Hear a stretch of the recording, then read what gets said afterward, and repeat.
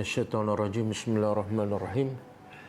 Alhamdulillahi alamin. Nahmaduhu wa nasta'inu wa nastaghfiruh. Wa na'udzu billahi min syururi anfusina wa min sayyiati a'malina. May yahdihillahu fala mudilla lahu wa may yudlil fala hadiya lahu. Asyhadu an la ilaha illallah wahdahu la syarika lahu wa asyhadu anna Muhammadan abduhu wa rasuluh. Subhanaka la ilma lana illa ma 'allamtana innaka antal alimul hakim. Allahumma 'allimna ma yanfa'una wanfa'na bima 'allamtana wa zidna ilma. Allahumma ati anfusana taqwaha wa zakkiha anta khairu man zakkaha. Anta waliyuha wa maulaha. Rabbi yassir wa la tu'assir, Rabbi tammim bil khair, amma ba'du. InsyaAllah kita sambung tadabbur surah Yunus ayat yang ketiga. Sebelum tu kita tengok pengajaran ayat yang lepas.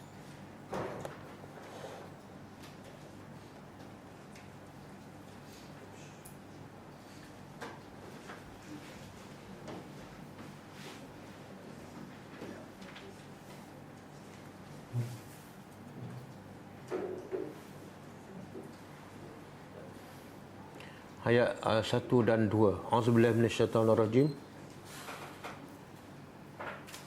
Alif lam ra. Tilka ayatul kitabil hakim. Itulah ayat-ayat Al-Quran yang penuh dengan hikmah. Pengajarannya pertama, tanda-tanda kebesaran Allah terbahagi kepada dua. Tanda-tanda kebesaran Allah terbahagi kepada dua.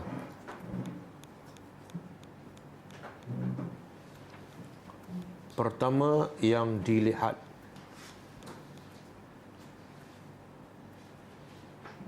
iaitu ciptaan Allah, iaitu semua ciptaan Allah.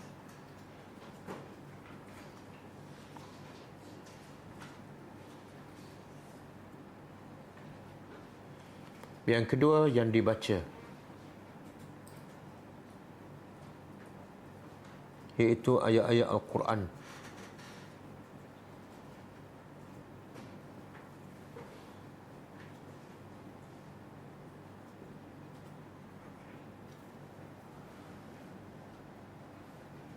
Yang kedua,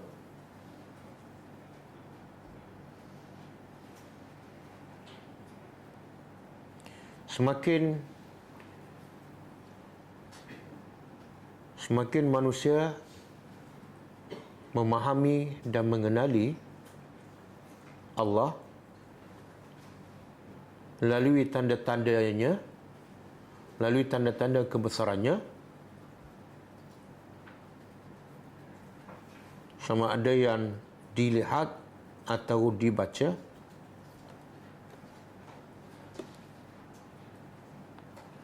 akan semakin bertambah imannya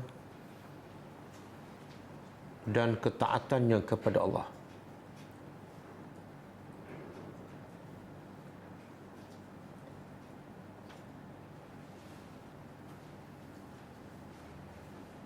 Yang ketiga,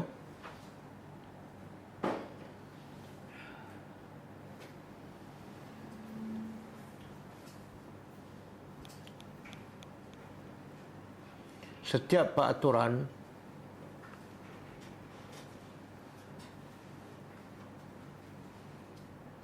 dan apa sahaja yang ditetapkan oleh Allah dan apa sahaja yang ditetapkan oleh Allah ke atas manusia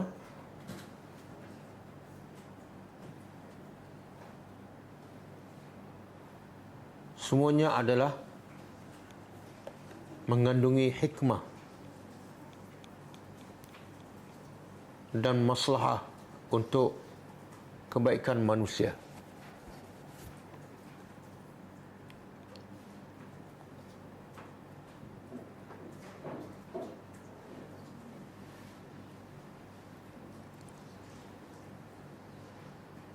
Yang keempat,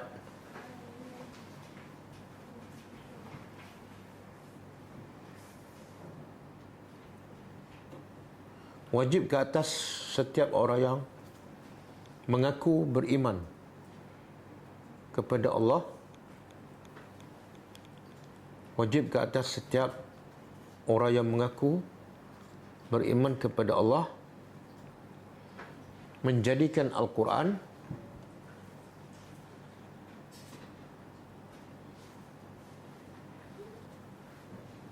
sebagai panduan dan hakim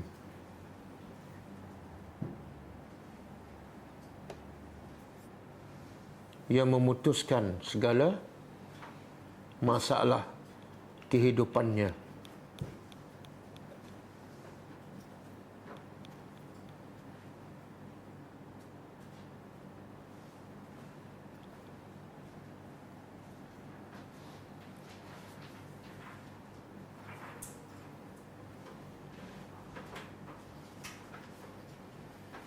Ayat kedua. Akana lin-nasi ajaban an awhayna ila rajulin minhum an anzirin nasa wa basyiril ladzina amanu anna lahum qadama sidqin 'inda rabbihim. Qala al-kafiruna inna hadza lasahirun mubin. Maksudnya,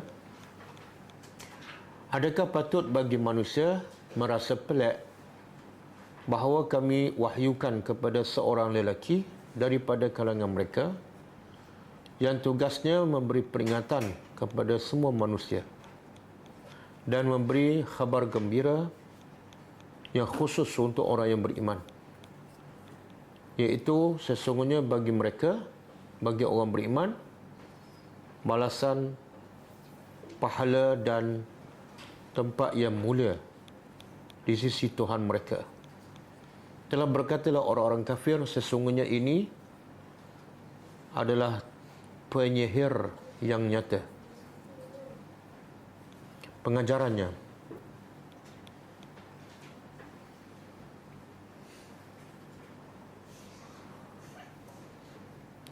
pertama,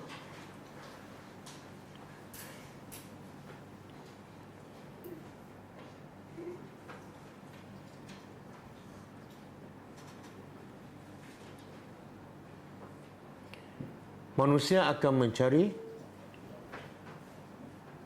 1000 alasan apabila mereka tidak menerima kebenaran.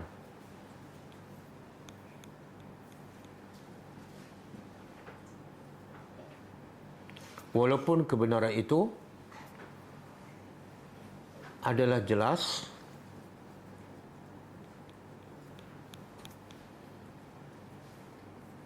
dan hanya untuk menyelamatkan manusia daripada kecelakaan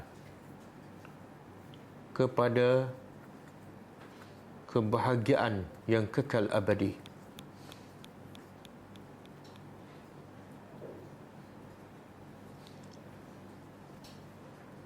Yang kedua,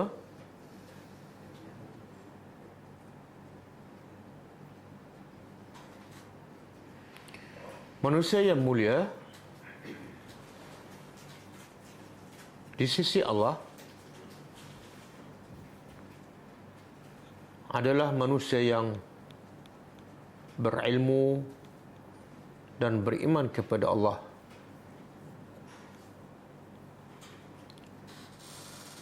Walaupun dia adalah manusia biasa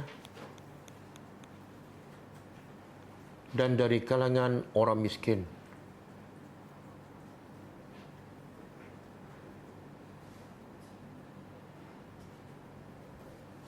Yang ketiga,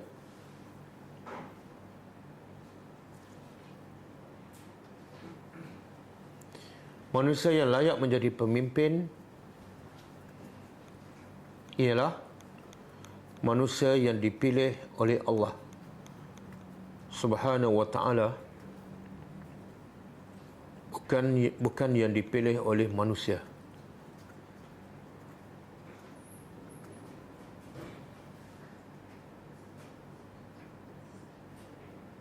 Yang ketiga. Yang keempat. Peranan utama seorang Rasul ialah memberi peringatan kepada semua manusia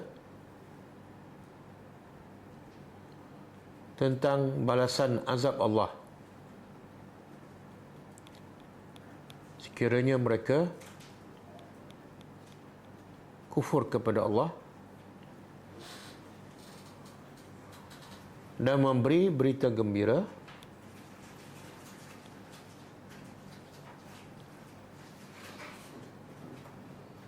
dengan syurga sekiranya mereka beriman kepada Allah Subhanahu wa ta'ala.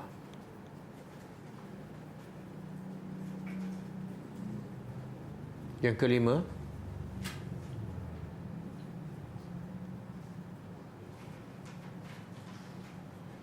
tidak ada seorang Rasul dan Nabi yang diutuskan Allah melainkan kesemuanya dituduh oleh kaum mereka sendiri sebagai tukang sihir ataupun gila.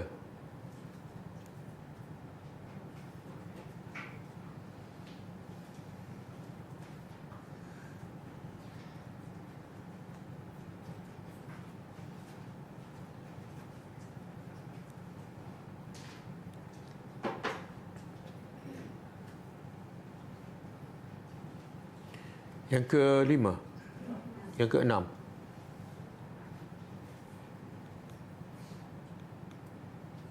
penolakan orang ramai kepada dakwah yang benar adalah sebagai bukti dakwah itu adalah benar.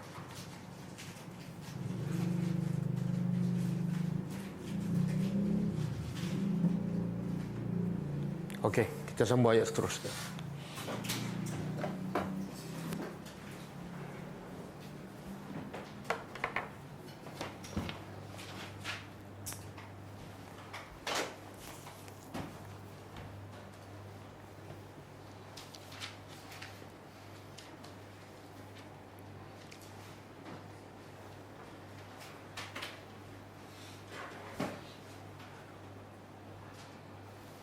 Ayat 10 ayat yang ketiga ni kaitan dengan ayat yang lepas.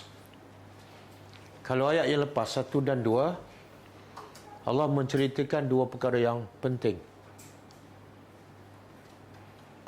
Ayat pertama Allah cerita tentang Al-Quran. Ayat kedua pembawa Al-Quran, iaitu Rasulullah sallallahu alaihi wasallam. Dan ayat malam ni ialah tentang yang lagi penting daripada dua, iaitu tentang Allah. Allah yang menurunkan Al-Quran, dan Allah juga yang mengutuskan Rasulullah. Ini tiga benda yang biasanya manusia akan menolaknya. Pertama, kitab Allah. Yang kedua, kerasulan ataupun kenabian seorang Nabi. Dan yang ketiga, yang paling besar ialah mereka menolak ketuhanan Allah sebagai Tuhan yang patut disembah. Jadi ayat ketiga ialah tentang Allah sebagai Tuhan. Auzubillahi minasyaitonirrajim. Inna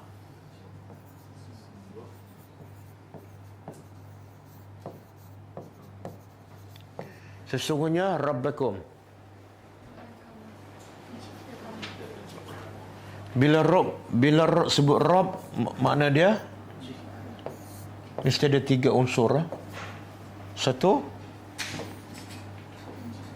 Al-Khaliq, pencipta. Yang kedua, Al-Malik. Yang ketiga, Al-Mudabbir, Jadi Allah sengaja guna perkataan Rabb. Allah nak beritahu, ayat ni turun pertama kepada orang musyrik Mekah yang tidak menyembah Allah sebagai Tuhan. Sebaliknya mereka menyembah berhala. Jadi Allah nak betulkan fahaman mereka, sebenarnya pencipta kamu, pemilik kamu, pengurus kamu, pemberi rezeki pada kamu ialah Allah. Bukan berhala, bukan selain daripada Allah. Pemilik, pencipta,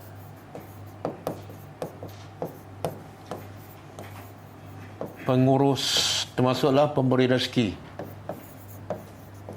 adalah Allah. Di sini dah menunjukkan bahawa yang tidak menyembah Allah dah kepala dah tak betul dah. Sebab orang lain yang bagi rezeki, orang lain yang dia dengar cakap. Orang lain yang mencipta, orang lain yang dia sembah. Menunjukkan kepada orang-orang musyrikin dan mereka yang seumpamanya dah tak waras. Kemudian Allah beritahu kehebatan Allah ni bukan setakat mencipta kamu, tetapi allazi yang khalaqa, telah mencipta.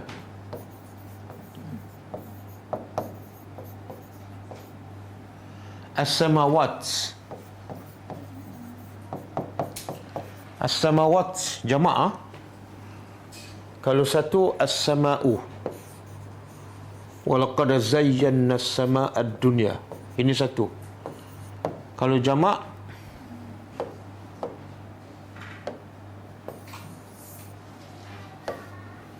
as-samawat.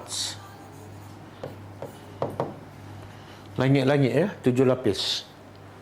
Wal ard dan bumi. Bumi juga berapa lapis? 7. Tapi Allah sebut dalam bentuk mufrad, satu. Kalau satu al-ardu. Al-ardu. Satu. Kalau jamak kepada bumi. Apa dia? Tak pernah dengar kan? Al-araduna. Al-araduna.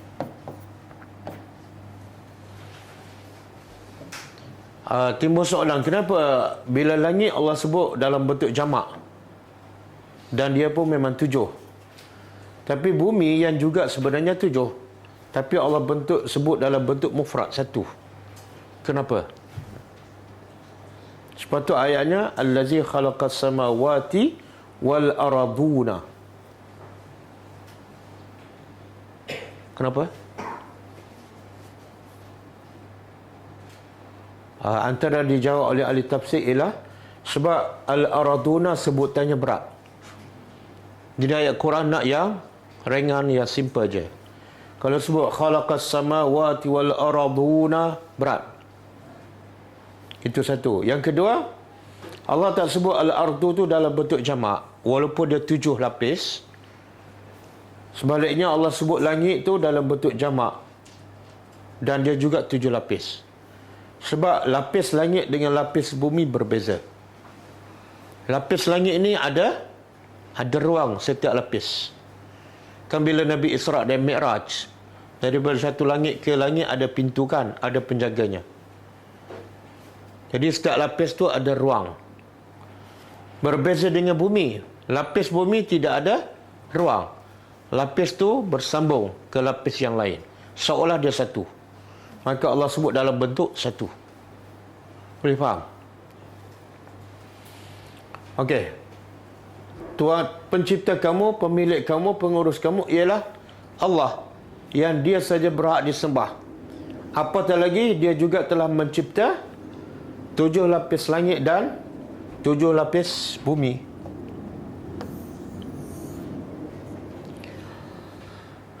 Dan Allah cipta pula dalam berapa lama ni? Fi sittati. Dalam sittati 6. Ayamin. Ayamin apa? 6 hari. Ada ahli tafsir mengatakan zaman. Ayam ni makna dia zaman, 6 masa, bukan 6 hari. Tapi pendapat yang paling kuat, bila Allah sebut ayam, ayam ni jamaah. Kalau satu, yaumun. Satu hari, yaumun. Kalau banyak, ayyamun. Kalau zaman apa dia? Zaman lah. Zaman tu bahasa Arab. Zamanun. Kalau jamak, azmanu. Kalau waktu, waktulah. Waktu tu bahasa Arab. Waktun. Kalau jamaknya, awqatu. Tengok Allah guna perkataan apa ni antara tiga? Azman ke, ayam ke, awqat? Apa dia? Ayam. Jadi sebagian ahli tafsir dia kata ayam tu maksudnya ialah zaman ataupun waktu. Kata ahli tafsir yang lain, dia kata bila Allah guna ayam, makna Allah nak maksudkan ialah hari lah. Jangan tukar makna tu.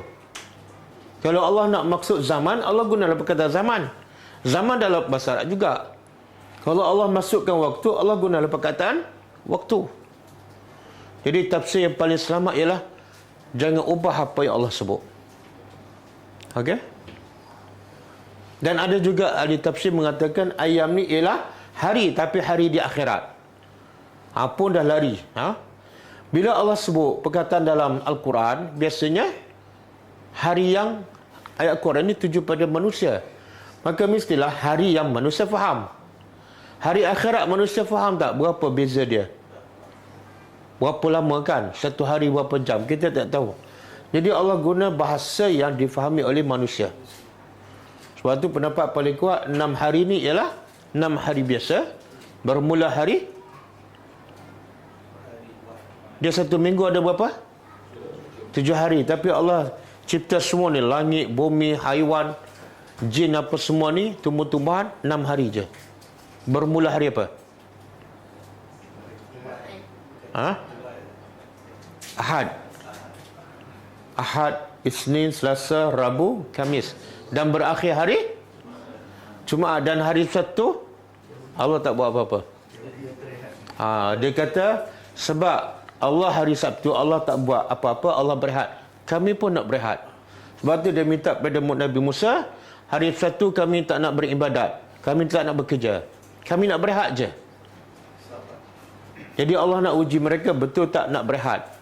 Allah jadikan ikan pada hari Sabtu. Itulah perangai manusia. Minta sesuatu, minta macam-macam, tapi bila dapat tak buat atau pelanggar je. Okey? Jadi Allah cipta semua ni dalam masa 6 hari. Kenapa Allah nak bagi tahu kehebatan dia, Allah sebut Allah cipta langit dan bumi. Kenapa tak sebut cipta yang lain? Cipta tumbuhan, haiwan, manusia. Allah tak sebut apa di langit. Allah sebut langit je.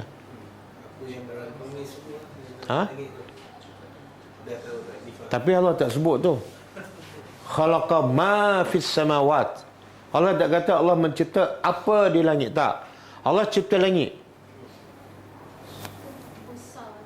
Sebab ciptaan Allah yang paling hebat, yang paling besar ialah langit. Kemudian antara langit dengan bumi Allah sebut langit dahulu. Sebenarnya yang mana dulu Allah cipta? Langit dulu ke bumi dulu? Saya tak tahu sebab saya lahir dan memang dah ada dah. Allah cipta apa? Langit dulu. Ada dalil? Tak mestinya. Sebab tu kalau kita belajar bahasa Arab kan, wow ni dia panggil apa ni? Wow apa? Tak boleh jawab sebab memang tak belajar lagi. Wow tu kita tak belajar lagi. Saya bagi contoh. Ja'a Muhammadun wa Zaidun. Ja'a Muhammadun fa Zaidun. Ja'a Muhammadun summa Zaidun. Tiga-tiga ayat ni nampak macam sama kan? Tapi ada perbezaan. Apa perbezaannya? Yang pertama ada waw kat tengah. Yang kedua fa. Yang ketiga summa. Tiga-tiga ni dia panggil huruf ataf. Huruf ataf ni huruf penyambung lah. Okey? Dan setiap huruf ataf ni ada makna yang tersendiri. Contoh, Ja'a Muhammadun wa Zaidun. Cuba terjemah. Telah datang Zaid dan siapa datang dulu? Tak mestinya. Tak mestinya. Waw ni dipanggil dalam bahasa Arab limutlaqil jam'i. Semata-mata nak bagi tahu dua-dua datang. Siapa datang dulu, datang dua-dua ke datang saja, itu tak penting. Waw hanya nak bagi tahu dua-dua datang. Mungkin Zaid datang dulu. Mungkin Muhammad datang dulu. Mungkin datang sekaligus. Faham? Okey, kalau fa, Ja'a Muhammadun fa Zaidun. Muhammad datang dulu. Zaid, lama tak tempoh Muhammad dengan Zaid? Tak. Sekejap. Kalau Ja'a Muhammadun summa Zaidun. Siapa datang dulu? Muhammad. Kemudian Zaid. Lama tak tempoh kedatangan Muhammad dengan Zaid? Lama sikit sebab summa. Okey? Waw bukan ikut tertib. Sebab tu dalil di sini waw kan? Kalau Allah kata khalaqas samawati fal arda, Allah cipta langit dahulu. Okey? Jadi jawapannya apa yang Allah cipta dahulu? Langit ke bumi? Wallahu a'lam. Jawapan paling selamat, wallahu a'lam. Siapa tahu? Sebenarnya ada dalil Allah cipta bumi dahulu. Surah Al-Baqarah kan? Apa dah? Wallazi khalaqalakum ma fil ardi jami'an summa stawa ila samai. Surah Baqarah. Allah mencipta untuk kamu ma fil ardi, apa yang di atas bumi. Summa kemudian istawa ila sama, Allah menuju ke langit dan Allah cipta langit. Surah Al-Baqarah. Itu bukti paling jelas Allah cipta bumi dahulu. Dalilnya apa? Ada apa tadi? Ada apa tadi? Summa. Okey? Ayat 29. Bukti Allah cipta bumi dahulu, surah Baqarah ayat 29. Okey, kalau Allah cipta bumi dahulu, kenapa dalam ayat ini Allah sebut langit dahulu? Tadabburnya. Apa dia? Kenapa?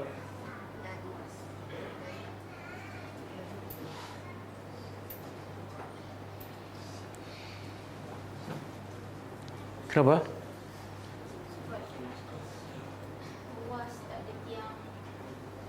Jadi Allah sebut bukan yang mana cipta dulu, tapi yang mana hebat. Sebab Allah nak cerita tentang kehebatan dia. Yang sepatutnya kamu sembahlah Allah yang hebat. Antara cipta langit dengan bumi, yang mana lebih menunjukkan kehebatan Allah? Langit. Sebab apa?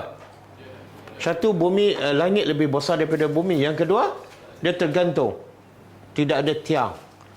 Kemudian 7 lapis kan? Dan sampai sekarang tidak ada yang retak.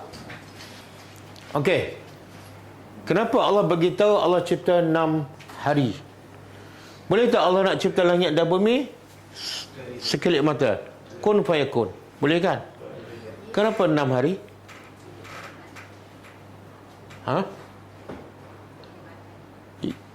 Kehebatan Allah. Sebenarnya yang mana lebih hebat? Allah cipta kun fayakun ataupun ambil masa 6 hari? Kun fayakun kan? Kenapa ambil masa 6 hari?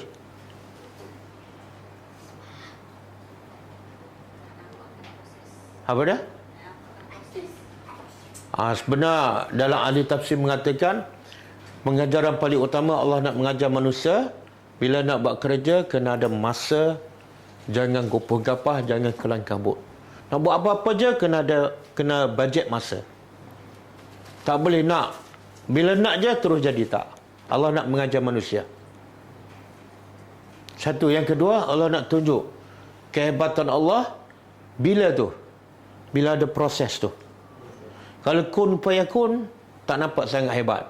Kita tak sempat nak berfikir, tengok dah jadi dah. Kan? Sebab tu Allah, bila kita kahwin, isteri mengandung kan? Bila dia dapat anak? Bila dia melahirkan anak? Boleh tak Allah hari itu mengandung, hari itu bersalin? Boleh kan? Hari itu boleh berjalan, hari itu masuk universiti. Kan senang cerita? Boleh. Kenapa Allah buat sampai 9 bulan tu? Ha? Yalah, kenapa perlu ada proses tu? Apa dia? Allah nak, sebenarnya apa saja Allah cipta tu, yang paling penting Allah nak tunjuk kehebatan dia. Antara kun fayakun dengan ada proses. Mula-mula air mani, kemudian bertukar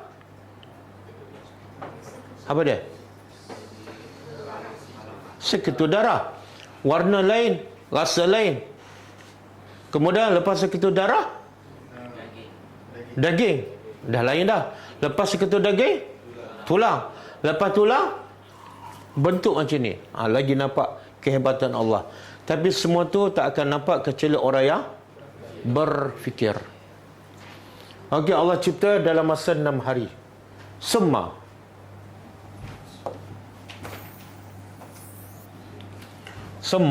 Kemudian istawa. Istawa bermakna? Istawa ni makna bersemayam. Ala wartafa'a, berada di atas. Dalam bahasa Arab, istawa makna ala ataupun irtafa'a, berada di atas. Berada di atas apa ni? Atas arash.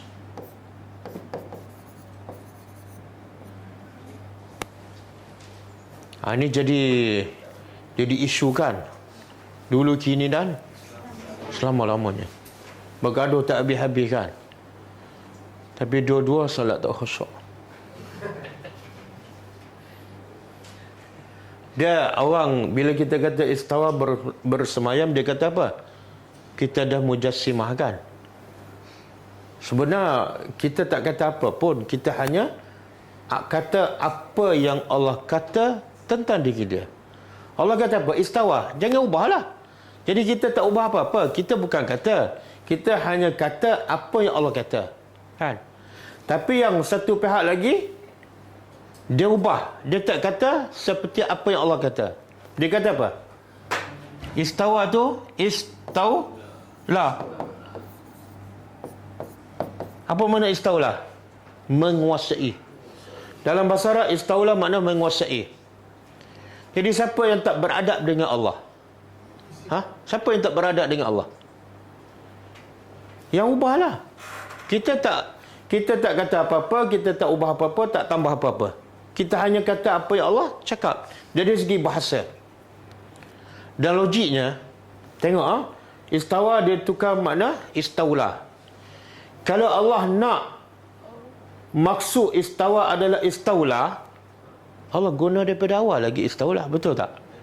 Saya nak tanya, kalau Allah nak guna istawla, hanya perlu tambah apa dia? Hanya perlu tambah apa? Lam je. Istawla. Takkan Allah tak boleh tambah, betul tak? Kan Quran tu mubin, Quran tu jelas untuk semua manusia. Bila tepat macam mengelirukan sampai kena tukar, seolah Quran tak jelas. Faham? Jadi kita tak tambah apa-apa. Kita tak ubah apa-apa. Kita hanya kata apa yang Allah kata tentang dirinya. Itu je. Tak lebih, tak kurang. Okey, Allah bersemayam di atas arasnya.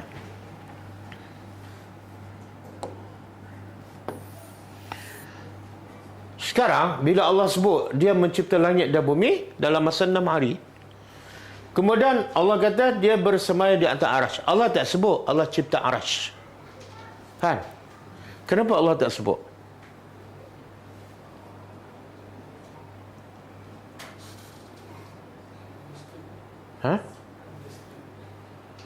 Boleh je Allah kata khalaqas samawati wal ard wal arsh. Arash dengan langit mana lebih besar? Arash.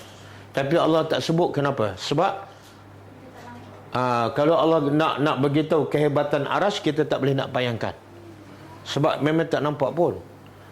Bahkan ya Allah suruh kita perhati pada langit. Ada tak ayat Allah suruh kita perhati arash? Tak ada. Sebab arash memang tak nampak. Okey? Jadi Allah bersemayam di atas arash. Dan arash Allah ikut hadis sahih berada di atas pada langit yang ketujuh. Okey, yudabbirul amr. Dia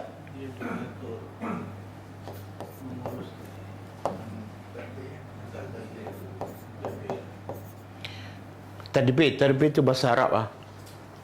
Jangan buat lupa pula. Tadbir itu bahasa Arab . Dia mentadbir ataupun bahasa Melayu apa dah? Mengurus. Al-amra, segala urusan.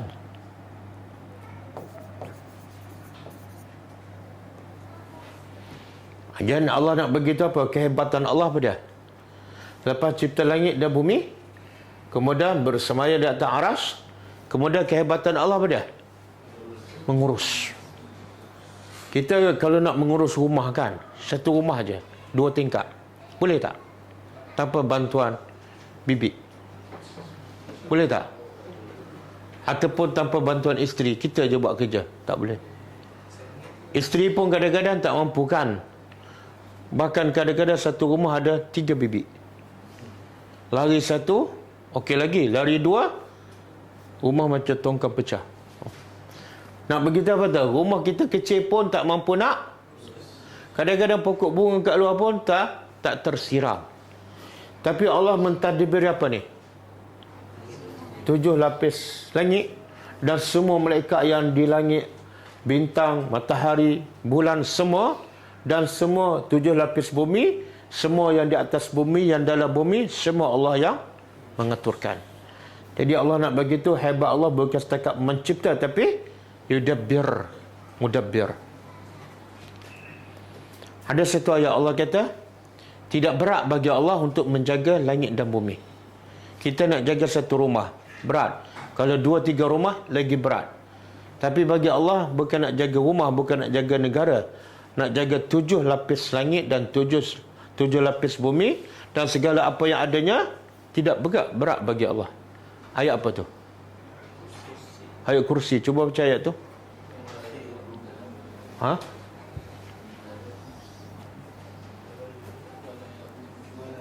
Ayat kursi hafal kan? Start daripada awal. Wasi'a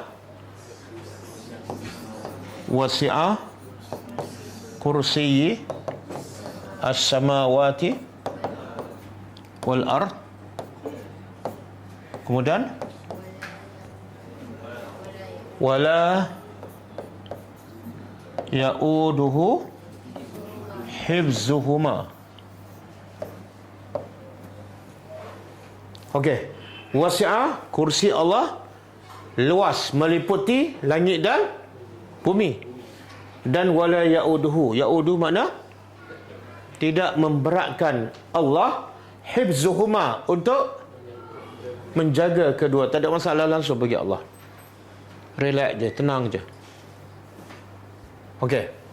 Kita sambung ayat seterusnya. Kemudian tidak ada min dari syafi'. Syafi' apa dah? Pemberi syafaat. Pemberi syafaat ni mana? Nasirun, penolong. Syafi' mana? Nasirun ataupun mu'inun. Illa, kecuali min dari ba'di, selepas keizinannya. Apa maksudnya? Mula-mula Allah cerita tentang langit dan bumi kan. Kemudian dia bersemaya di atas arsy.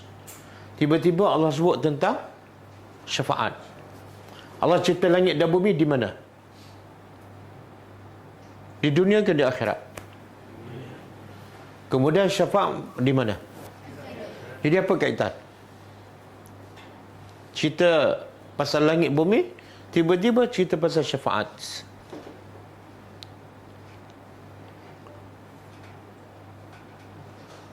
Sebenarnya Allah nak cerita permulaan dan pengakhirannya. Permulaannya apa? Allah mula cipta langit dan bumi, lepas tu baru cipta manusia kan. Dan pengakhirannya apa dah? Hari akhirat. Dan antara benda yang paling penting di akhirat ialah syafaat. Maka Allah bagi tahu, bagi peringatan. Tidak ada sesiapa yang boleh bagi syafaat kecuali setelah izinnya. Sebenarnya untuk dapat syafaat ni kena ada dua syarat. Satu, izin. Yang kedua, redha. Izin ni untuk siapa ni? Allah izin manusia untuk bagi syafaat. Keizinan Allah untuk sesiapa bagi syafaat. Redha ni Allah syaratkan siapa yang dia izin untuk bagi syafaat, Allah syaratkan kamu hanya boleh bagi syafaat pada yang aku redha sahaja. Contohlah Allah izin Nabi bagi syafaat, tapi Allah tak redha pada saya tak akan dapat syafaat walaupun Nabi Muhammad nak bagi. Boleh faham? Ada dalil tak? Syarat untuk dapat syafaat mesti dua. Satu, izin. Yang kedua, redha. Cuba buka surah. Surah apa? Toha ke? Toha berapa? 109. Cuba tengok.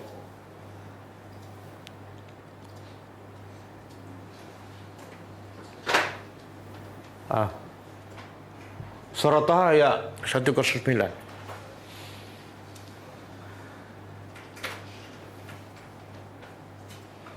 Yauma izin. Pada hari itu la tanfa'u. Syafaat tidak akan memberi manfaat. Di sini syafaatlah. Dalam ayat tadi apa dah? Syafi'un. Kalau syafi'un orang pemberi syafaat. Kalau syafaatlah. Pada hari itu syafaat tidak akan memberi manfaat. Manfaat tu bahasa apa? Bahasa Arab tu. Cuma men je bahasa Melayu. Nafaat tu ni. Asal perkataan je nafa'ah. Pada hari itu syafaat tidak akan memberi manfaat ataupun tak berguna illa kecuali man, sesiapa yang azina lahu ar-Rahman. Kecuali siapa yang Allah yang bersifat Ar-Rahman telah mengizinkan untuknya. Untuk siapa ni? Pemberi syafaat. Contoh Nabi Muhammad. Satu, keizinan. Yang kedua, waradiyah. Satu, keizinan. Yang kedua, dan kepada orang yang dia redha untuknya dari segi qaulan.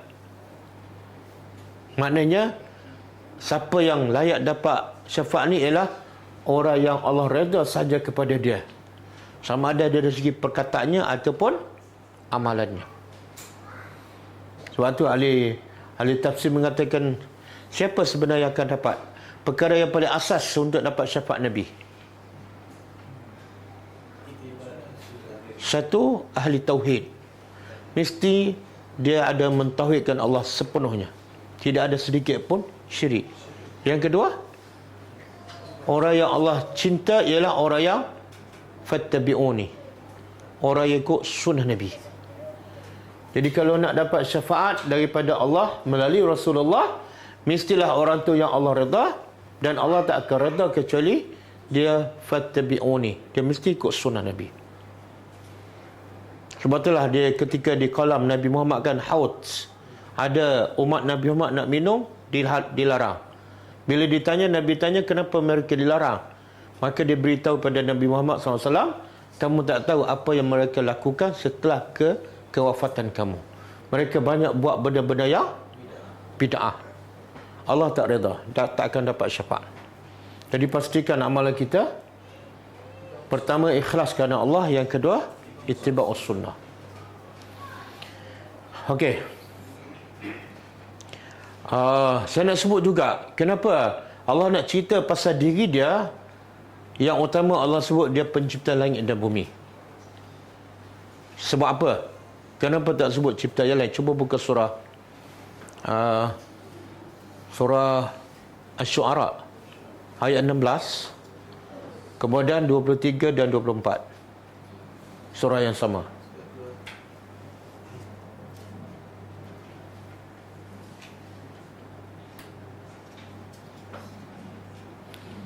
Okey. Allah berkata pada Musa dan Harun alaihimassalam, fa'tiya. Allah perintah pada Nabi Musa dan Nabi Harun. Fa'tiya, apa makna fa'tiya? Datangilah oleh kamu berdua kepada Fir'aun. Fakula. Maka beritahu pada Fir'aun, kamu berdua berkatalah pada Fir'aun, inna, sesungguhnya kami Rasul, utusan apa? Rabbil Alamin. Kami ni, ialah sebelum berdakwah kena perkenalkan siapa? Jadi Allah kata kepada Musa dan Harun, perkenalkan diri kamu kepada Fir'aun. Kamu ni adalah utusan Tuhan pencipta sekalian alam. Dan lepas tu ayat 23 dan 24. Okey. Fir'aun pun tanya. Qala Fir'aun. Fir'aun berkata, "Wa ma Rabbul Alamin?" Siapa ni Tuhan Rabbul Alamin? Siapa ni? Maka Musa jawab. Ini antara jawapan yang ataupun mesej utama yang patut kita sampai pada mendoa. Kalau kita nak perkenalkan Tuhan, cerita tentang apa? Tentang kehebatan Allah yang tak mungkin ada pada Tuhan-Tuhan yang lain. Apa dia? Ni. Qala, Musa menjawab, Rabbul Alamin ialah Rabbus Samawati wal Ar, iaitu pencipta, pemilik, pengurus langit dan bumi, wama bainahuma, dan antara keduanya, in kuntum muqinin, sekiranya kamu benar-benar yakin Tuhan Rabbul Alamin ialah Tuhan Rabbus Samawati wal Ar, wama bainahuma. Kenapa kena cerita yang ni? Sebab tak ada seorang pun manusia hebat macam mana yang mengaku dia cipta langit dan bumi. Tak ada. Walaupun Fir'aun. Dan kebanyakan orang kafir sendiri pun, bila ditanya siapa mencipta langit dan bumi, dia akan jawab apa? Allah. Cuma masalah orang kafir yang mengakui Allah mencipta langit dan bumi, apa masalah mereka? Mulut dia mengaku tak Tuhan hebat. Tuhan hebat, cipta langit dan bumi. Tapi tindakan mereka bodoh. Dia tak sembah, dia tak buat sebagaimana apa yang mereka jawab. Sepatutnya dia kata, kalau Tuhan tu hebat, cipta langit dan bumi, sembahlah yang tu. Kan? Kalau kamu nak sembah patung, sepatut kamu kata apa? Patung aku mencipta langit dan bumi. Tapi dia tak akan cakap macam tu. Sebab dia cukup yakin. Macam mana patung nak cipta langit dan bumi? Patung pun dia buat. Jadi nak begitu kebodohan orang-orang yang tak beriman. Okey? Jadi antara benda yang patut kita sampai pada mendoa, ceritalah tentang Tuhan kita.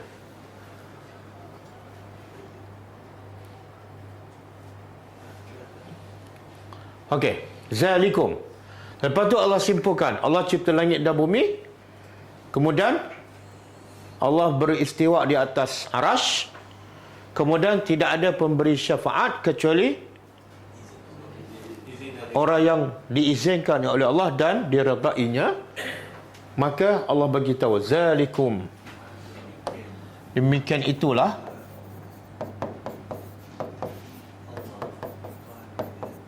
Allah Rabbukum, pencipta kamu. Itulah pencipta kamu sebenarnya, iaitu yang mencipta langit dan bumi. Maka fa'buduhu, maka sembahlah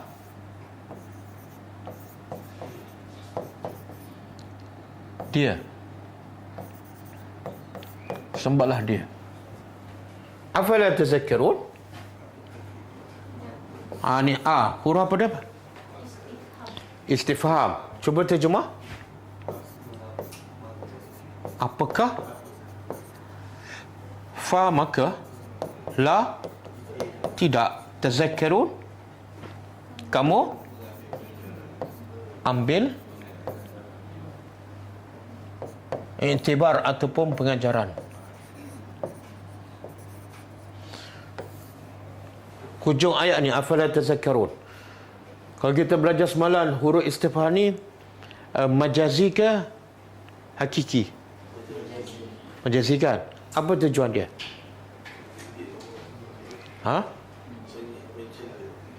Mencela apa ni? Mencela akal. Akal orang-orang musyrikin Mekah. Iaitu, dah nampak terang yang mencipta langit dan bumi Allah, yang memberi rezeki Allah, yang menjaga mereka Allah. Terang nampak, tapi mereka masih sembah yang tak buat apa-apa, yang tak boleh bagi manfaat dan menolak mudarat. Maka Allah kata, kamu tak ada akal ke? Kenapa tak boleh berfikir? Kenapa tak boleh ambil pengajaran? Jadi afala tazakkarun ni sebenarnya Allah nak menggalakkan manusia supaya berfikir. Semua masalah manusia berpunca daripada malas berfikir. Yang rajin berfikir pasal apa? Pasal makan je. Makan. Malam ni makan apa? Tak payah fikir, dah ada dah.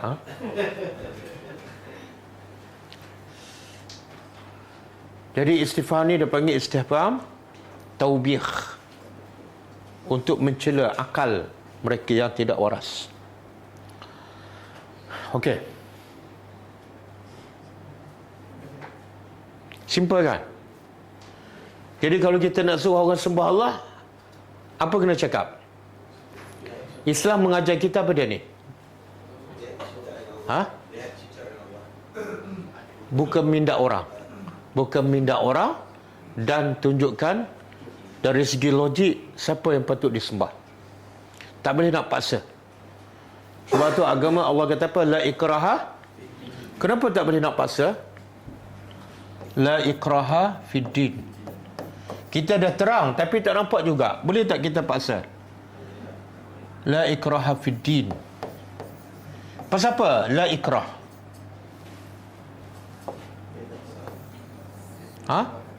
Kita bila anak kita sakit, dia tak nak makan ubat, kita paksa tak? Paksa kan? Makan ubat dengan agama mana lebih penting? Kenapa makan ubat boleh paksa, agama tak boleh paksa? Apa dia jawapannya? Oh, ada jawapan. Jawapannya ayat seterusnya. Qad tabayyana ar-rusydu minal ghayy. Tidak ada paksaan dalam agama, sebabnya qad tabayyan. Sesungguhnya tabayyan daripada tabayyun lah. Telah jelas ar-rusydu, petunjuk, minal ghayy, daripada kesesatan. Kalau petunjuk hidayah dah jelas, tiba-tiba dia tak nampak, ada faedah tak paksa? Buang masa je. Dan agama ni Allah nak biarlah dia terima dengan rela hati, bukan dengan dipaksa. Sebab tu orang munafik solat, puasa tapi masuk neraka. Sebab apa? Sebab dia masuk dalam keadaan tidak ikhlas. Bagi analogi kan, kambing. Semua orang kata kambing, ada tanduk apa semua. Kita cakap pada dia ni kambing, bukan ini ayam ni. Terang-terang kan? Kita kata kambing, ayam. Tinggalkan dia. Kalau kita layan dia, kita pun 2 kali 5 dengan dia. Sebab apa? Sebab kambing tu cukup jelas. Tapi dia masih tak nampak, jangan layan, jangan paksa. Kalau paksa jadi benda lain. Sama lah Islam. Islam, bukti kebenaran Islam cukup jelas. Sama juga kebenaran sunnah Nabi. Cukup jelas. Sunnah Nabi wahyu. Tapi masih tak nak terima juga. Masih utamakan nafsu. Jangan layan.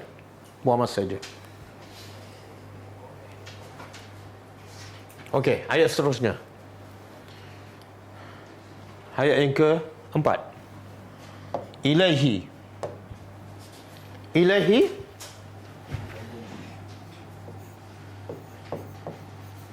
hanya kepadanya. Marji'ukum. Marji'. Kembali kamu. Kalau cerita ayat 4, ayat 3 cerita tentang apa tadi? Ayat pertama cerita pasal Quran. Ayat kedua cerita pasal kenabian. Ayat ketiga tentang ketuhanan. Ayat keempat tentang balasan.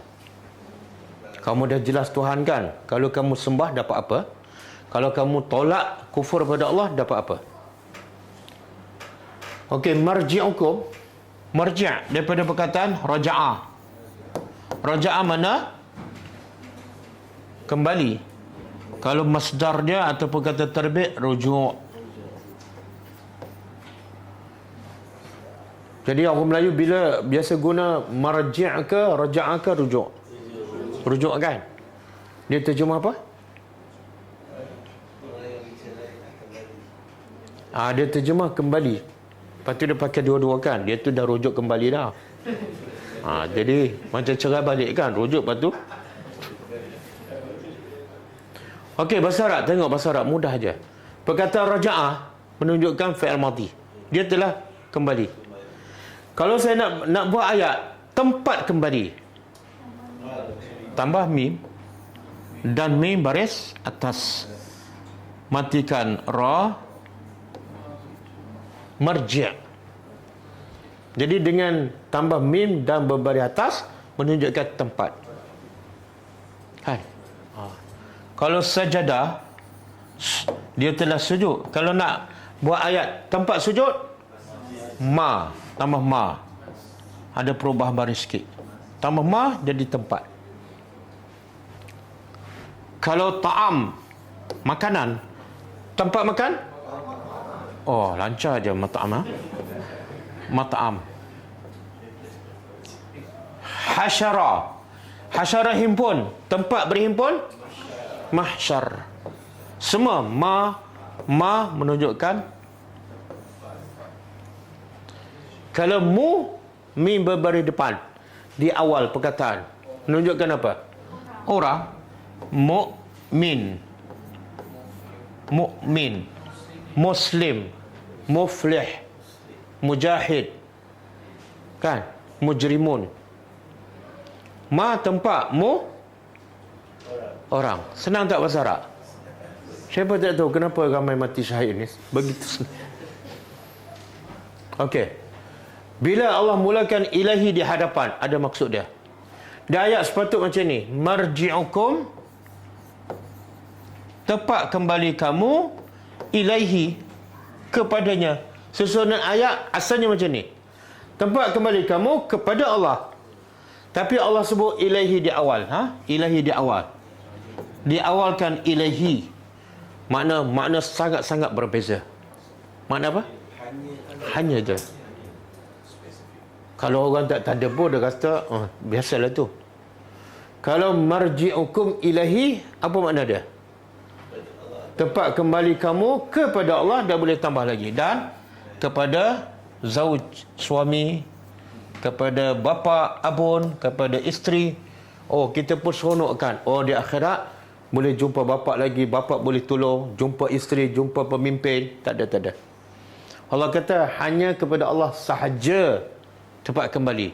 Jadi kalau kita faham, kita tadabbur, apa patut kita buat? Apa patut kita buat? Kalau di akhirat kena balik pada Allah sahaja, apa patut kita buat? Kat dunia, jangan bergantung pada sesiapa. Jangan tawakal pada sesiapa, melainkan Allah. Jangan takut pada sesiapa, melainkan takut pada Allah. Sebab apa? Di akhirat, kamu jumpa dia aja. Bapa kamu hebat macam mana, polis hebat macam mana, semua tak boleh bantu. Jadi semakin banyak tempat kita bergantung, semakin susah, semakin teruk nasib kita di akhirat besok. Okey, kepadanya tempat kembali kamu. Berapa ramai ni yang akan balik pada Allah? Kesemua. Nabi Ibrahim yakin tak dia selamat di akhirat besok? Walaupun dia Nabi? Tak. Sebab tu bila orang ramai pergi minta syafaat dia apa dia kata? Nafsi, nafsi, aku pun boleh tentu selamat. Pergi jumpa Nabi Nuh pun sama. Nabi Isa, Nabi Musa pun sama. Akhir sekali jumpa Nabi Muhammad sallallahu alaihi wasallam. Okey, wa'dallah. Janji Allah haqqan.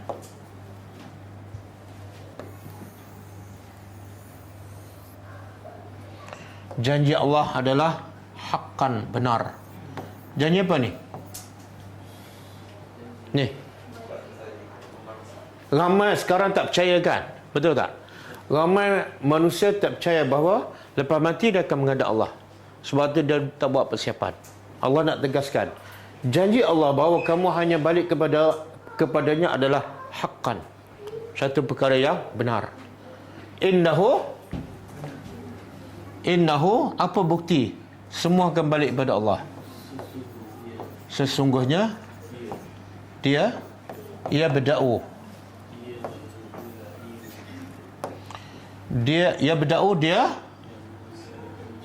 Dia yang memulakan al-khalq, ciptaan. Allah tak sebut cipta apa. Bila tak sebut, mana semua selain daripada Allah ciptaan Allah. Jadi Allah memulakan, Allah nak beritahu bila Allah kata kepada Allah sahaja kamu kembali, bila ni? Di akhirat. Orang kafir kebanyakan percaya tak mereka akan dikembali kepada Allah di akhirat besok? Tak percaya. Tak percaya. Kebanyakan tak percaya. Sebab apa mereka tak percaya?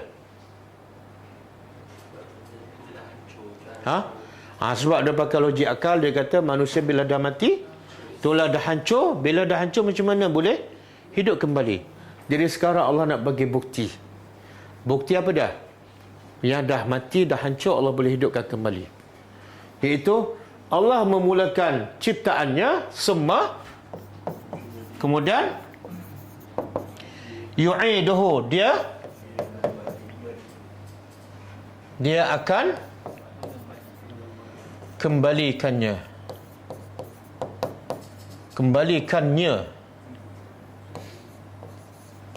Bila sebut kembalikannya ni, makna apa tu? Bukan setakat menjadi semula, kembali seperti asal. Bukan setakat bila kita bangkit di akhirat besok, rupa kita macam siapa? Macam kita ketika masa apa yang sama? Bukan muka saja. Ni. Jari, urat kat jari ni sama tak? Walaupun dah hancur. Tapi bila Allah cipta kali kedua, jari ni pun sama. Kalau chop jari, sama je. Walaupun asalnya dah hancur. Kan? Itu mana yu'idu, kembali seperti asal. Jadi apa yang Allah nak beritahu ni? Bila Allah beritahu, dia mula cipta dan dia boleh kembalikan. Apa yang Allah nak beritahu? Sebab orang musyrikin kata, orang kafir, percaya tak manusia ni dicipta oleh Allah kali pertama? Jadi Allah nak beritahu, bodohnya orang musyrikin, orang yang tak beriman, bodohnya apa? Cipta kali pertama, dia percaya. Untuk cipta kali kedua, sebenarnya logik akalnya, yang mana lebih susah? Jadi logik akal, kalau kamu percaya Allah boleh cipta kali pertama, kamu lagi kena percaya Allah berkuasa mencipta Sebab cipta kali kedua lagi mudah. Betul? Betul kan? Kita mula-mula buat kuih, susah kan? Kali kedua lebih senang ke lebih susah? Kalau lebih susah memang betul-betul tak pandai lah. Cuba buka surah. Surah apa dah? Bukan. Apa lagi surah? Ar-Rum. Al-Anbiya. Ayat berapa? Cuba buka. Surah Al-Anbiya ayat 47. Bukan. Ayat apa? Yang ada ayat yang Allah mula cipta dan Allah mula kembalikan semula, dan Allah cipta kembali yang kedua lebih mudah. Ahwan. Surah apa? Rum. Rum. Surah Ar-Rum.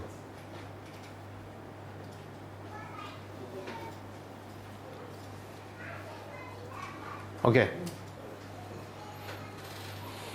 Kalau tadi Allah kata Allah mula cipta dan Allah kembalikannya. Lepas tu Allah tak sebut mengembalikan, itu sebenarnya lebih mudah. Tapi Allah sebut dalam surah Ar-Rum dan dalam surah yang lain juga. Cuba terjemah. Wahwa. Dan dia allazi yang berda'u sama dengan ayat tadi. Memulakan. Al-khalqa, ciptaannya. Summa, kemudian yu'iduhu, dan dia mengembalikan ciptaannya setelah dah hancur kan. Wahwa, dan kembalikan ciptaan kali kedua. Ahwan, lebih mudah. Alaihi, ke atas Allah, lebih mudah. Jadi kenapa akal manusia jadi bodoh? Percaya yang pertama tapi tak percaya ke kali kedua. Walahul masalul a'la fis samawati wal ard. Bagi Allah sifat-sifat yang tinggi dan mulia di langit dan di bumi. Wa huwal azizul hakim.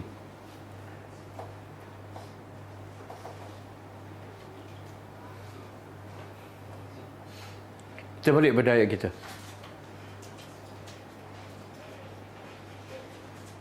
Okey. Kemudian sekarang Allah beritahu apa tujuan. Bila dah mati, dah hancur, Allah hidupkan kembali semula. Apa faedah? Apa tujuan? Tujuannya ialah li. Kita belajar bahasa Arab ni. Li huruf apa ni? Li, untuk. Dia panggil apa? Belajar bahasa Arab. Lamu at-ta'lil. Lam at-ta'lil. Apa makna ta'lil? Ta'lil ni lam bersebab. Makna dia apa? Sebab atau kerana. Kalau orang tanya, kenapa Allah kembalikan semula cipta manusia walaupun dah mati dah hancur? Jawapannya, untuk Allah membalas. Tujuan satu je. Liyajziya, untuk dia membalas. Allazina amanu, kepada orang-orang yang amanu, mereka beriman. Dan tak cukup beriman, ada bukti. Bukti dia beriman ialah wa amilu, dan mereka beramal. Okey, sebelum kita pergi ayat seterusnya, yajzi ni fa'il apa ni? Fa'il mudhari' kan? Biasa fa'il mudhari' beri apa di akhir dia? Beri apa? Fa'il mudhari' akhirnya biasanya baris apa? Depan. Dia tiga je. Kalau tak depan, atas. Kalau tak atas, bawah. Mesti betul salah satu. Asalnya bari depan. Bari depan, yaktubu, yaqra'u. Tapi sekarang kenapa bari atas? Sebab lam ta'lil. Jadi lam ta'lil ni harfu jazam ke harfu nasbin? Oh, dia bahasa Arab kena tanya malam bahasa Arab je baru boleh jawab. Tanya malam tak dapur jadi blur. Apa ni? Ustaz, saya nak fokus pada makna je. Okey. Apa faedah Allah kembalikan cipta manusia setelah mati dah hancur? Untuk Allah membalas. Pertama, nak balas pada siapa ni? Allah sebut orang beriman dulu. Sebab kemuliaan. Nak balas pada orang beriman dan yang beramal soleh. Mana kalau beriman saja tak cukup. Mesti ada bukti. Apa buktinya? Amal. Dan amal pula tak cukup. Mesti ada soleh. Apa makna soleh? Apa makna soleh? Macam mana kita nak tahu yang kita buat tu amal soleh? Fattiba'us sunnah. Mesti ikut sunnah. Selagi tak ikut sunnah, tak soleh. Sebab yang menentukan benda tu soleh ataupun tak, Allah. Dan yang menunjukkan contoh yang soleh ialah Nabi kita sallallahu alaihi wasallam. Untuk membalas orang beriman dan beramal soleh bil qisti, dengan adil. Adil lah. Apa maksud adil? Apa maksud adil? Kalau kita kerja 30 hari, gajinya 30 hari lah, kan? Kalau kerja setahun, gajinya setahun. Tapi bila kita beramal di dunia, katalah kita beriman semua sekali 5 tahun. Dan masa mati kita beriman. Kita masuk syurga berapa tahun? Adil ke tak? Kerja 5 tahun, gaji? Adil ke tak? Adil.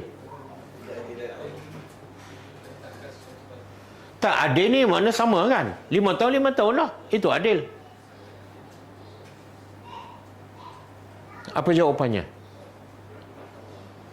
Oh, rahmat Allah. Tak apalah, kita habiskan dulu.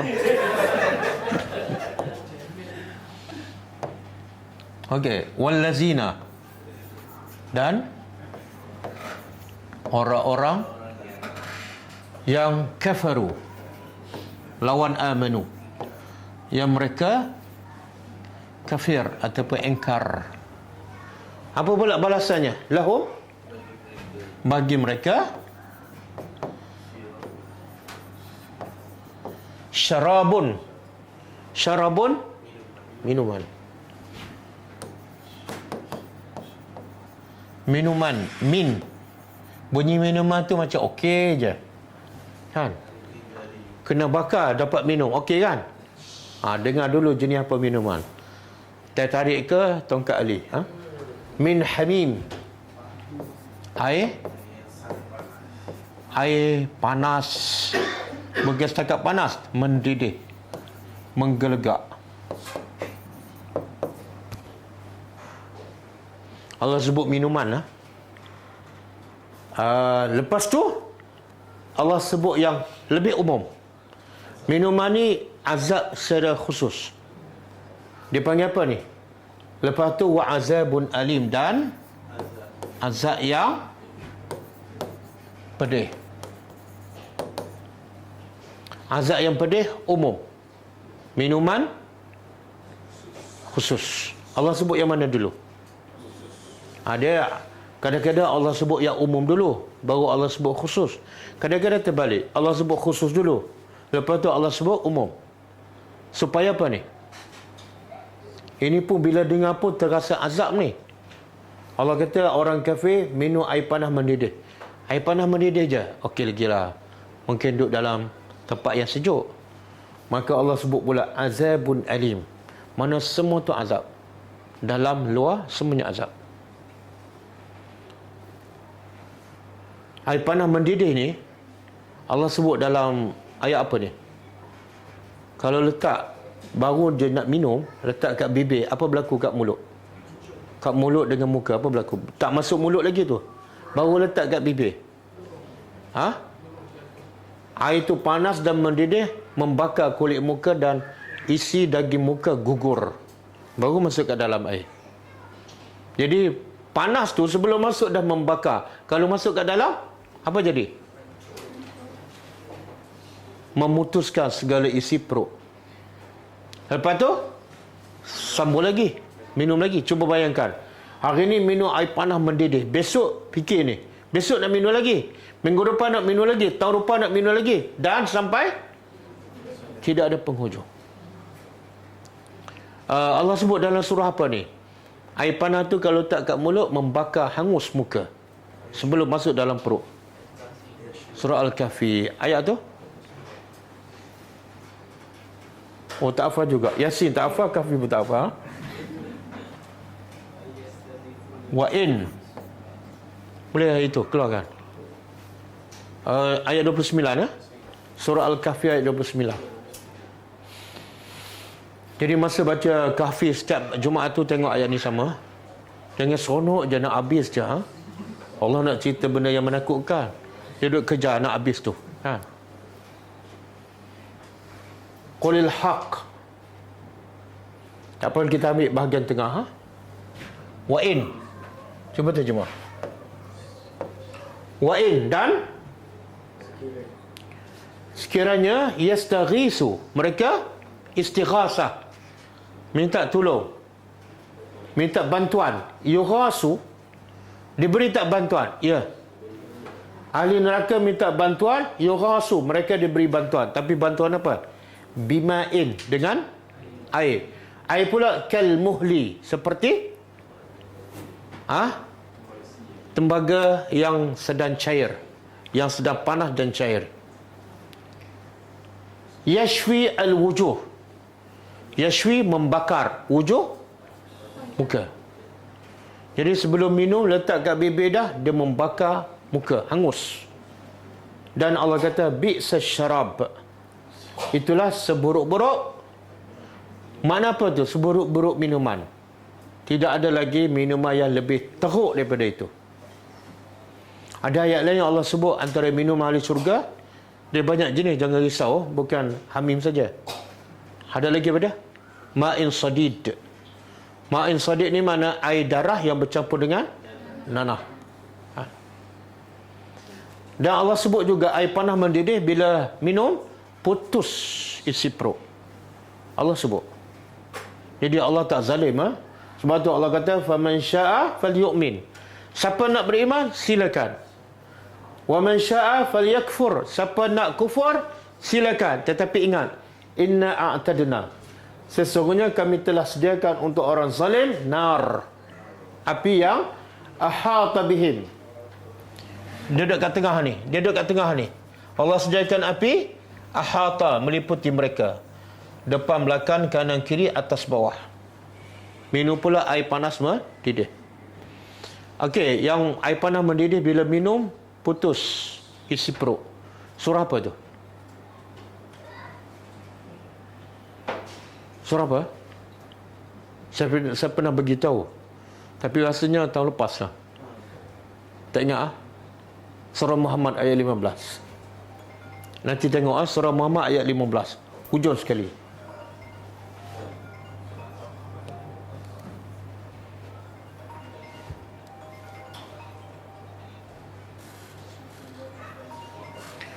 Ayat tu panjang, bahagian hujung sekali. Faqatta'a am'a'ahum.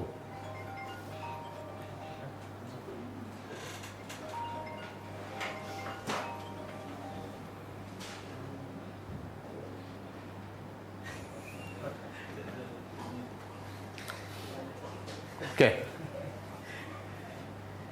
Ada telefon bunyi, tak tahu siapa punya. Jin punya. Okey, kita balik pada ayat kita.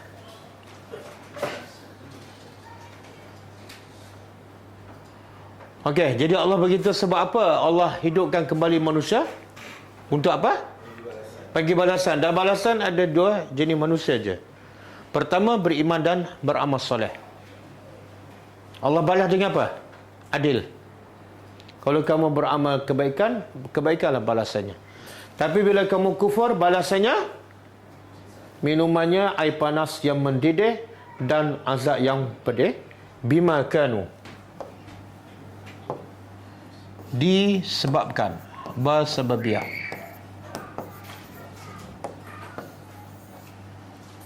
Disebabkan kanu adalah mereka kufur kepada Allah. Allah guna fi'il mudhari'. Mana apa tu? Mereka sentiasa kufur dulu kini selama-lamanya. Okey. Jadi sebenarnya Allah cipta kita sebenarnya untuk apa?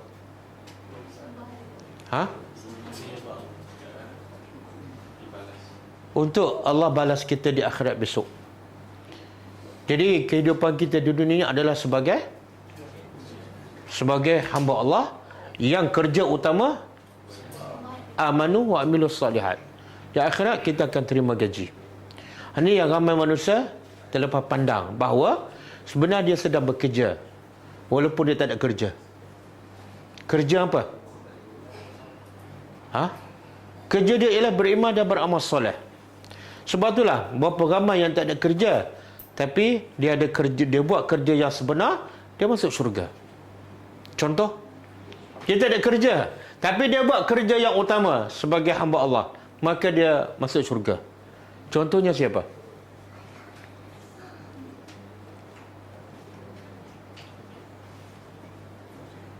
Contoh, pemuda kafir ada kerja tak? Ada kerja tak? Tapi dia buat kerja tak? Kerja apa dah? Amanu wa amilus salihat. Betul tak? Itulah kerja utama orang beriman. Dan dia adalah insya-Allah ahli syurga. Hajar duduk di mana tempatnya? Apa kerja dia? Suri rumah. Suri rumah apa? Rumah apa tak ada? Apa kerja dia? Kerja dia ialah amanu wa amilus salihat. Balasannya adil.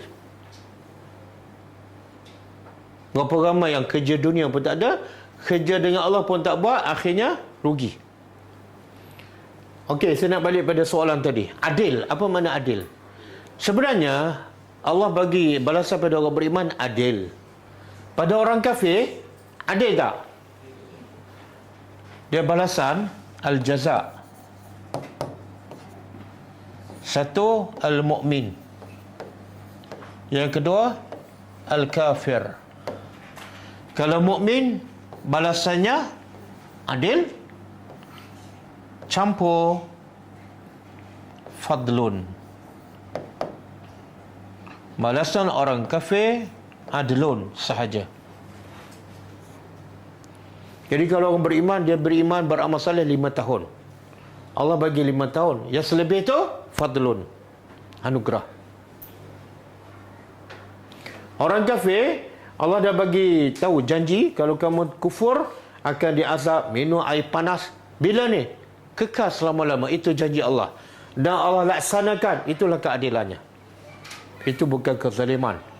Kezaliman ialah bila Allah tak bagi tahu tiba-tiba masuk neraka. Okey, last kali cuba buka surah Ar-Rum ayat 50. Rasanya saya tak bagi ke ada? Surah Ar-Rum ayat 50.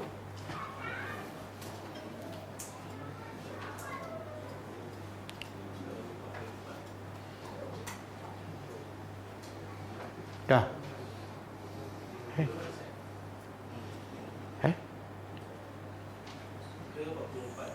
Oh, 44. Sila.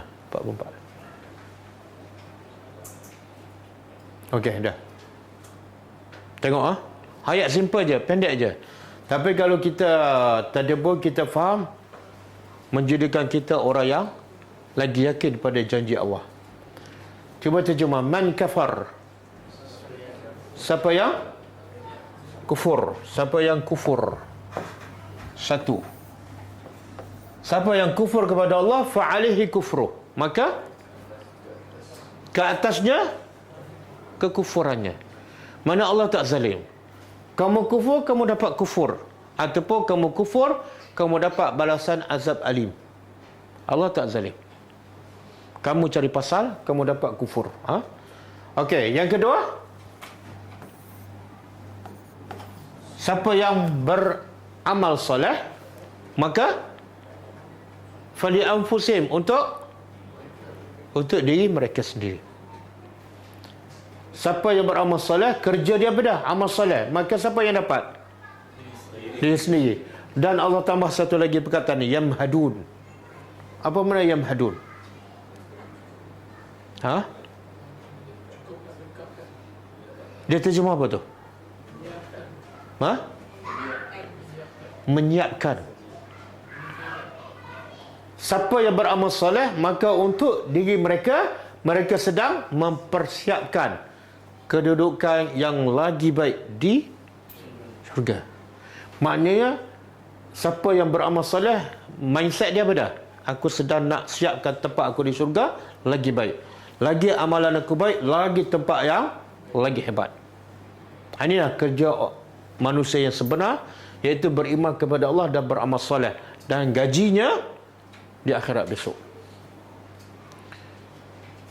Sebab itulah kebanyakan orang kalau buat kerja dunia, buat kerja sungguh-sungguh kan.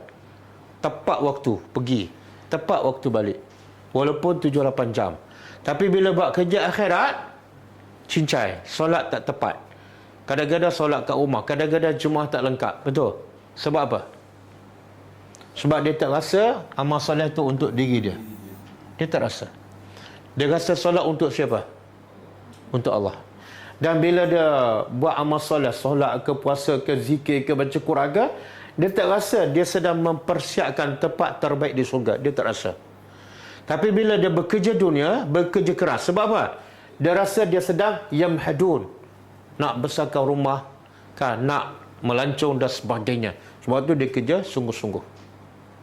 Jadi Allah nak betulkan, kalau dunia sementara kamu kerja sungguh-sungguh, maka di akhirat kerjalah sungguh-sungguh, beramal solehlah betul-betul, supaya tempat kamu semakin baik dan semakin tinggi darjahnya. Wallahu a'lam. Wah, yang tu panjang lah.